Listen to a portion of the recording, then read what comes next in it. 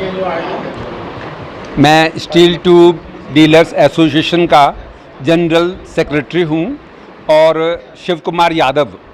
आज हमारी मार्केट में हर वर्ष की भांति दिवाली का मंगल मिलन का बड़ा कार्यक्रम हो रहा है।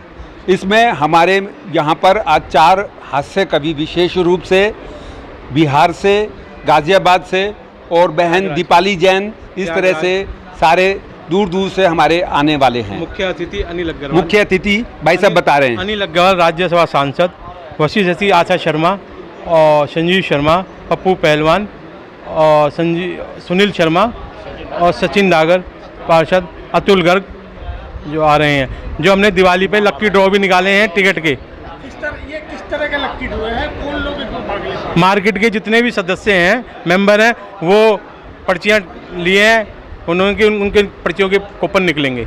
उसके इनाम जो है कीमत भी हमने, जिसमें हमारा एक्टिवा है, एसी है, फ्रिज है, एलईडी है, ग्राइंडर है, माइक्रोवेवन है और लंच बॉक्स हैं, और इसमें 5 चांदी के सिक्के हैं।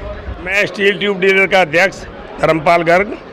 आज हमारा दिवाली मंगल मिलन सभी व्यापारी भाइयों का मनाया जा रहा है। मैं तरुण अग्रवाल।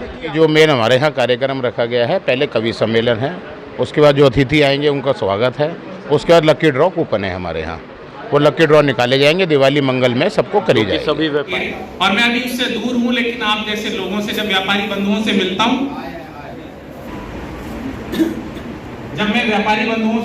तो बहुत सारे लोगों को अच्छी लगती है, बहुत सारे लोगों को लगता है कि थोड़ा गलत था, लेकिन आप सब राष्ट्रवाद के प्रहरी हैं, राष्ट्रवाद के ध्वजवाहक हैं, और मैं जानता हूं वर्तमान में जो देश को नेतृत्व मिला हुआ है, इस पूरे भारतवर्ष के लिए उस नेतृत्व का समर्थन करते हैं, उस नेतृत्व का सपोर्ट करते हैं। इसलिए आप सब लोगों का त्याग बहुत बड़ा है। तो बीते दिनों लॉकडाउन लगा तो पब्लिक गैदरिंग बैन हो गई, अब समूह एकत्रित नहीं हो सकता तो कवि सम्मेलन बंद हो गए, हमारी रोजी रोटी पर संकट आ गया।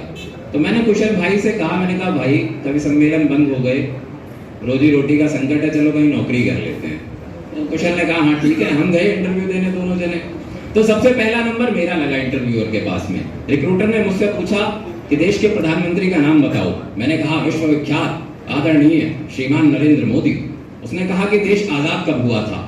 मैंने कहा कि इसकी प्रक्रिया तो सन 1857 में शुरू हो गई थी, लेकिन 90 वर्षों के कड़े संघर्ष के उपरांत सन 1947 में सफलता मिली। वो बहुत प्रभावित हुआ, बोला बहुत अच्छे।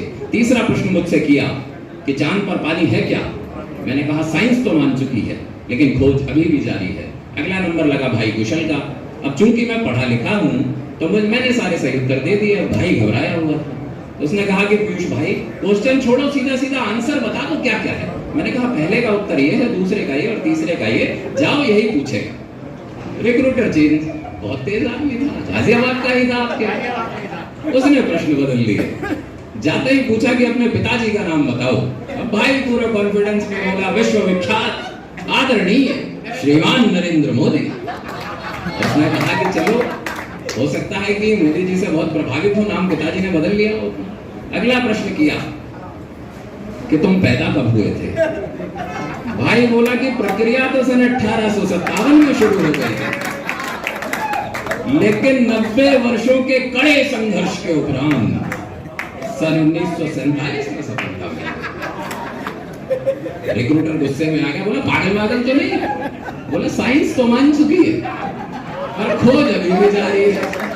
जरा जोरदार बजा के आंगन में अमीरी का शजर लगता है, उनका हर ऐप जमाने को हुनर लगता है।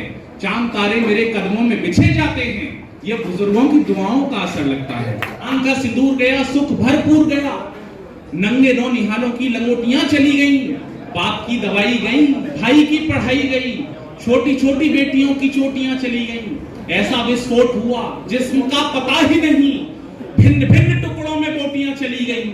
और आपके लिए तो एक आदमी मरा है साहब, मेरे परिवार की तो